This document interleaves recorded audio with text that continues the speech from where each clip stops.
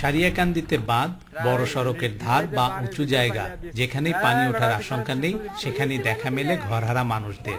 আবার ঘর তুলবে সেই জমিও নেই এদের, নেই টাকাও, তাই যে যেভাবে পারছে সেভাবেই নিয়েছে আশ্রয়। এবার বন্যা খুব ক্ষতি হয়ে গেছে।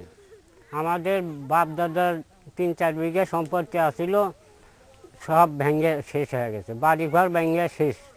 সরকার এ ধরনের মানুষদের সহায়তা দেয়া শুরু করলেও তা প্রয়োজনের তুলনায় একেবারেই কম, তাই উপকারভোগীর সংখ্যা বেশি নয় মোটেও। গত বন্যাতে আমাদের বাড়িটা ভেঙে একদম সর্বশান্ত হয়ে যায়, আমাদের কোনো কিছু বের করতে পারি না, একদম সব শেষ। এবার বগুড়ায় বন্যা হয়েছে 2 দফা, সঙ্গে ছিল নজিরবিহীন নদী ভাঙ্গন। 2 দুর্যোগে ক্ষতিগ্রস্ত হয়েছে অন্তত লাখো ঘরবাড়ি, যার একটি বড় অংশই আসলে বিধ্বস্ত হয়েছে পুরোপুরি। ত্রাণ কর্মকর্তারা বলছেন, কেবল বগুড়ায় নয়, কুড়িগ্রাম, গাইবান্ধা, সিরাজগঞ্জ এবং পাবনার বেড়াতেও নদী ভাঙ্গন এলাকায় একই ধরনের দুর্গতিতে পড়েছে মানুষ।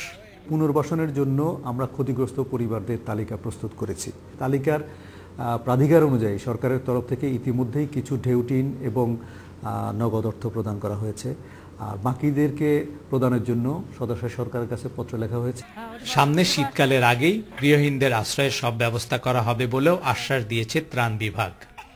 ত্রাণ ও পুনর্বাসন কর্মকর্তারা বলছেন, এবার বন্যা আর নদী ভাঙনে যে ক্ষয়ক্ষতি হয়েছে তাতে প্রতিটি ঘর মেরামতে খরচ হবে অন্তত গড়ে 10,000 টাকা করে। তবে এলাকা ভেদে আকার এবং আয়তন অনুযায়ী এই খরচ কম বেশি হতে পারে।